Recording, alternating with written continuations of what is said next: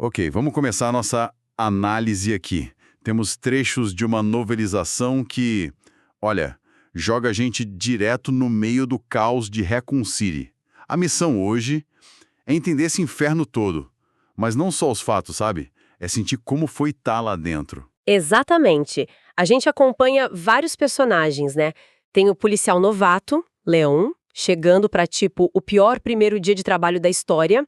Tem a Claire procurando o irmão e outras figuras misteriosas, todos pegos nesse desastre que transforma a cidade. Essas fontes dão uma visão bem íntima do colapso. É isso. Não é só o que aconteceu, mas como foi a sensação de estar lá. Então, bora desempacotar essas primeiras horas do caos e ver quem são essas figuras centrais tentando sobreviver. Começando pelo Leon S. Kennedy. Fim de setembro, 98. Chegando na cidade para o primeiro dia na RPD. E logo de cara ele sente, tem alguma coisa muito errada. As ruas, sei lá, desertas, escuras, um silêncio que pesa, e aí o primeiro encontro com o horror. Ele acha que é só uma vítima de acidente na rua. Mas a descrição que a gente tem, né, desfaz essa ideia rapidinho. A vítima se mexe. E os ferimentos, nossa, não fazem sentido. Carne faltando, ossos aparecendo. E o cheiro, aquele cheiro forte de podre, sabe? Não bate com alguém que acabou de morrer. Ali a realidade do Leão começa a, tipo, desmoronar. Ele pega a arma, mas tá totalmente confuso. Ele tenta chamar lógica, né? Pensa, são bêbados, ou um maluco armado. Mas aí aparecem outros, gemendo, sangrando, andando daquele jeito esquisito. A própria vítima tenta morder ele. O pânico bate forte quando ele atira no peito. E nada. Eles não caem. Só tiro na cabeça que funciona. Aí a ficha cai. Brutalmente. Zumbis. E o que as fontes mostram bem é a velocidade com que tudo desaba, né? A infraestrutura básica, a luz piscando, comunicação, pum, some. E a ameaça em si, ninguém entende direito no começo. Essa coisa de ter que mirar na cabeça, a resistência deles, força todo mundo a se adaptar na marra. É questão de sobreviver mesmo. Enquanto o Leon tá lidando com esse choque todo, do outro lado da cidade chega a Claire Redfield, de moto, buscando o irmão, o Chris, que é da STARS, né? Ela entra num restaurante, parece vazio, mas que nada. O que ela encontra lá dentro é puro pesadelo. Nossa, a cena descrita é forte. O cozinheiro agachado sobre o corpo de uma garçonete, sem cabeça. E ele tá comendo. O rosto ensanguentado, os olhos brancos, sem vida, e o mesmo cheiro de podridão. Para Claire, a coisa fica clara na hora. É o mesmo horror que o Leon tá vendo. O desespero toma conta. Ela tenta sair pela frente, mas já tem zumbi na janela. A única saída é pelos fundos, um beco. E quando ela abre a porta, pá! Dá de cara com o Leon, arma na mão, salvando ela do cozinheiro zumbi que veio atrás. Esses encontros iniciais são chave, né? Eles estabelecem não só o horror físico, mas aquela sensação de estar preso, cercado. A reação deles, primeiro o choque, a negação, aí a luta para sobreviver, isso dá o tom de tudo. A parceria deles nasce ali, no meio do caos. Mal falam os nomes e já estão correndo, tentando chegar na delegacia, que, né, deveria ser o lugar seguro. Acham uma viatura largada, Liam tenta o rádio, nada. Mudo. Comunicação zero. Essa falha de comunicação é um detalhe importante. Reforça o isolamento total. Não vai vir ajuda, não tem como pedir socorro, é cada um por si. Aquela sensaçãozinha de segurança na viatura. Dura pouquíssimo. Um zumbi escondido no banco de trás ataca. Na confusão, o carro bate. E quando parece que acabou, vem um caminhão-tanque desgovernado, bate na viatura e... bum! Uma explosão gigantesca. A violência dessa separação é brutal. A explosão joga eles longe, cria uma parede de fogo. A última coisa que o Leon grita é para Claire ir para a delegacia, que ele encontra ela lá. E aí pronto, cada um tem que enfrentar o pesadelo sozinho, pelo menos por um tempo. Separado do Leon, a Claire consegue chegar perto da delegacia. Mas o que era para ser um refúgio é só mais horror. O pátio dos fundos, lotado de policiais zumbis. Uma imagem forte, né? A autoridade toda caída. Exato. A própria polícia, que devia defender a cidade, foi dominada. Isso acaba com qualquer esperança de encontrar um lugar seguro e organizado ali. E a coisa só piora. Lá no heliporto, a Claire vê uma tentativa de resgate ir por água abaixo. Um helicóptero tenta pousar, mas é atacado por zumbis, leva tiro amigo, sei lá, e cai pegando fogo em cima do prédio. Destruição total. Simbolicamente, é o fim da esperança de ajuda externa, né? A queda do helicóptero meio que sela o destino da delegacia. Não é refúgio, é armadilha. Reforça a ideia de que a cidade está perdida, isolada mesmo. Dentro do prédio, que está parcialmente em chamas, a Claire acaba achando o escritório do chefe de polícia, Brian Irons. E ele não tá bem. O lugar é bizarro. Decoração chique misturada com animais empalhados, uma coisa macabra. E, na mesa, o corpo da filha do prefeito. O Irons é uma figura-chave para entender a podridão que já existia em Raccoon City antes do surto. As fontes descrevem ele como totalmente fora da realidade, quase admirando o corpo, falando de taxidermia. Ele representa a corrupção moral, a instabilidade psicológica que, com a pressão do desastre, explode de forma grotesca. Ele parece paranoico, fala que tirou as barricadas, menciona um tal de Birkin. Fica bem claro que ele tem dedo da Umbrella nisso, acobertando coisa errada. A loucura dele não é só pelo caos, é algo que já estava ali, sabe? O caos só trouxe à tona. Exatamente. Ele é um sintoma da doença moral da cidade, um cara que facilitou o desastre por ser corrupto. Aquela obsessão dele com taxidermia, né, pensando em transformar a vítima num animal delicado, é quase uma metáfora para o controle desumano que a Umbrella queria ter. No meio dessa loucura toda, Claire ouve um barulho. Acha uma menina escondida, Sherry Birkin.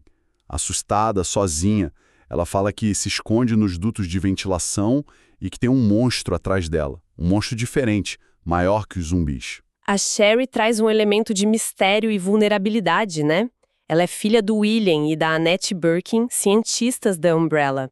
Ela tá sem saber, bem no olho do furacão.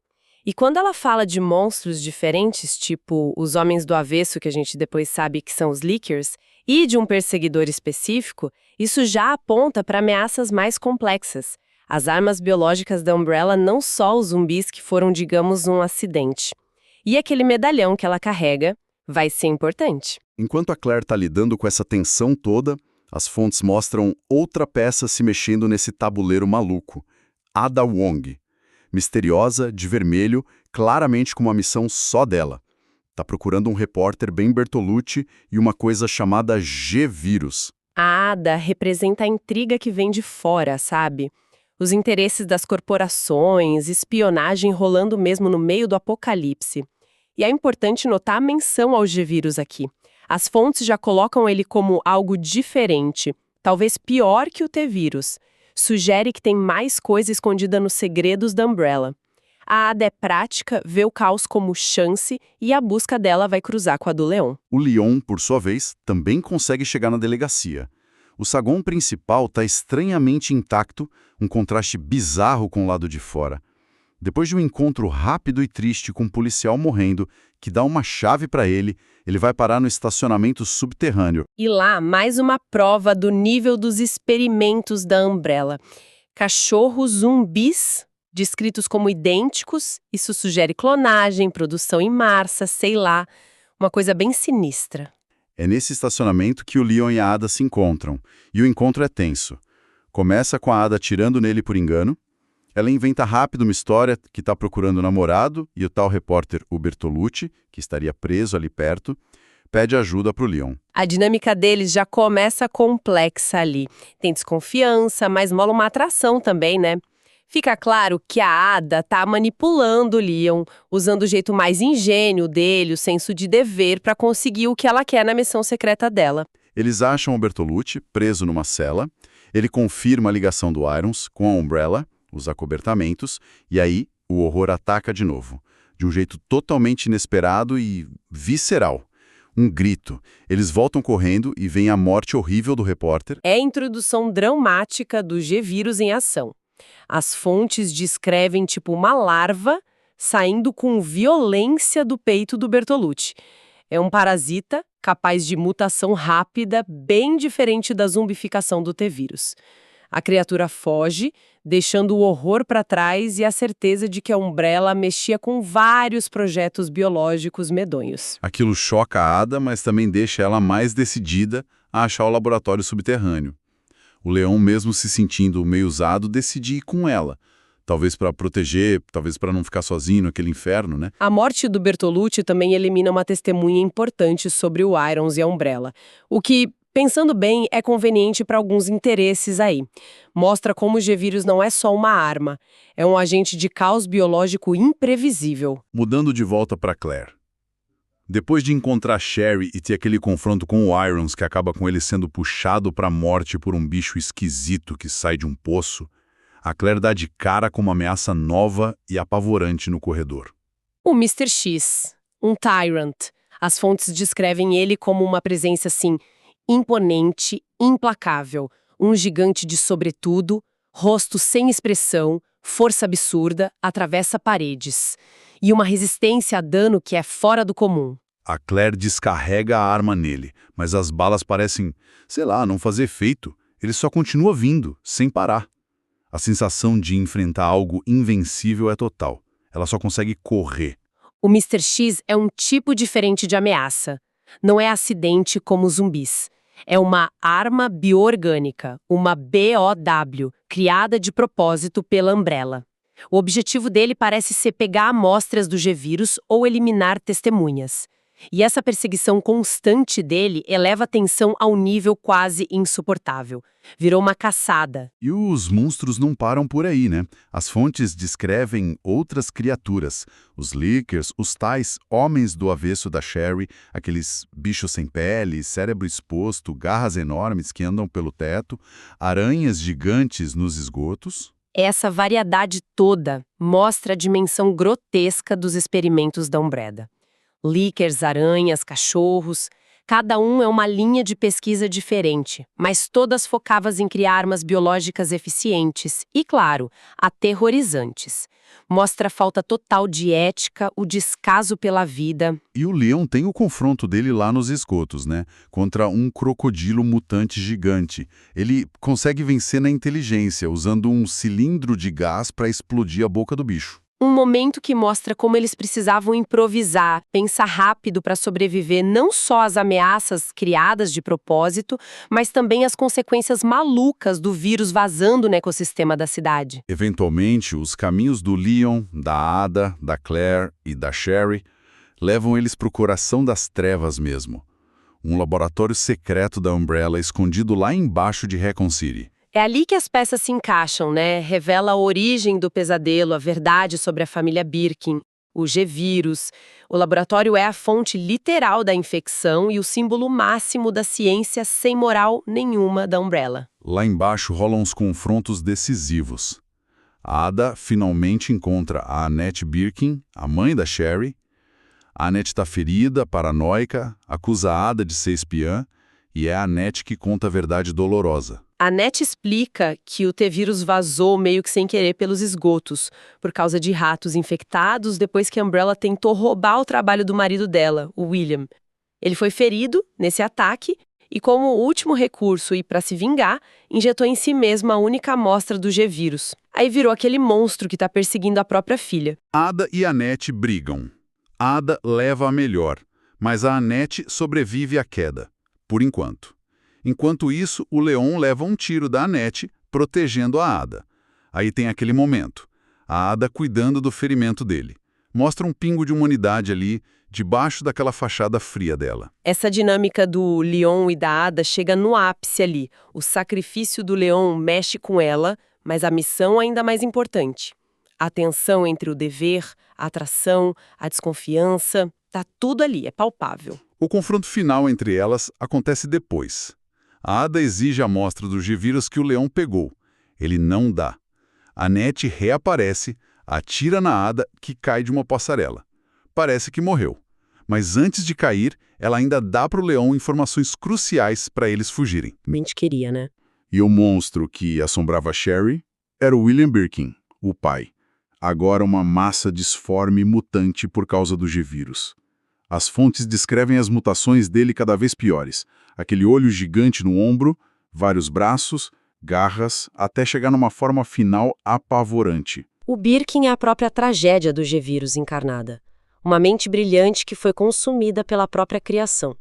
Virou uma força de destruição guiada só pelo instinto de sobreviver e se replicar implantando embriões nos outros, como fez com o Bertolucci. Com o laboratório para explodir, a Annette ativou a autodestruição antes de morrer. Leon, Claire e Sherry começam uma fuga desesperada num trem subterrâneo. É a corrida final pela vida, com a destruição do epicentro do desastre vindo logo atrás. Uma última tentativa da Umbrella, ou da Annette talvez, de apagar as provas de tudo. Mas o perigo não acabou. No trem, a Claire e a Sherry dão de cara com o Mr. X de novo. Horrivelmente queimado, mas ainda na ativa. A Claire consegue destruir ele de vez usando uma arma superpotente que acham no trem, talvez deixada pela Ada, e usando o medalhão da Sherry que tinha uma amostra do G-Vírus como isca. A resistência do Tyrant, mesmo depois de todo aquele dano, reforça como ele era uma arma de elite quase imparável. Para destruir ele de vez, precisou de poder de fogo pesado e de inteligência. Enquanto isso, o Leon está lutando contra a forma final do William Birkin no último vagão. Uma batalha brutal contra aquela massa biológica irreconhecível. Ele só consegue vencer explorando um ponto fraco, aquele olho gigante exposto. A derrota do Birkin ali significa o fim da ameaça imediata do G-Vírus naquela forma, né? Mas a destruição do laboratório logo depois, embora cele o fim de Raccoon City, não garante o fim da ameaça da Umbrella ou do próprio vírus. Ufa, que análise intensa, hein? Através dessas fontes, a gente quase sente na pele o horror de Raccoon City. Desde a confusão no início até a fuga desesperada daquele inferno biológico todo criado pelo homem. Vimos como a civilização é frágil diante de uma ameaça assim, desconhecida, como as instituições falham, né, simbolizado pela RPD e pelo Irons, a ganância sem limites da Umbrella e o custo humano disso tudo, inimaginável. Fica claro que os monstros não eram só as criaturas, mas também as decisões, a falta de ética que deixou tudo isso acontecer. Recapitulando os horrores então, os zumbis em todo lugar, a perseguição sem trégua do Mr. X, as mutações nojentas do Birkin e as larvas G, os líquers ágeis, a loucura corrupta do Irons, a tragédia da família Birkin, a teia de mentiras da Ada Wong. Foi coisa demais. E a reflexão que fica é essa. Leon, Claire e Sherry escaparam, mas Raccoon City virou uma cicatriz tóxica na história. A Umbrella, como empresa, sobreviveu. Aquela amostra do G-Vírus que o Leon jogou fora, será que foi a única que saiu de lá? O que será que espera esses sobreviventes, agora que eles sabem do que essas corporações são capazes? E a pergunta que mais incomoda: quantas outras Raccoon Cities podem estar aí quietinhas, só esperando o próximo vazamento, o próximo acidente ou a próxima decisão deliberada de alguém? Resumindo o mundo,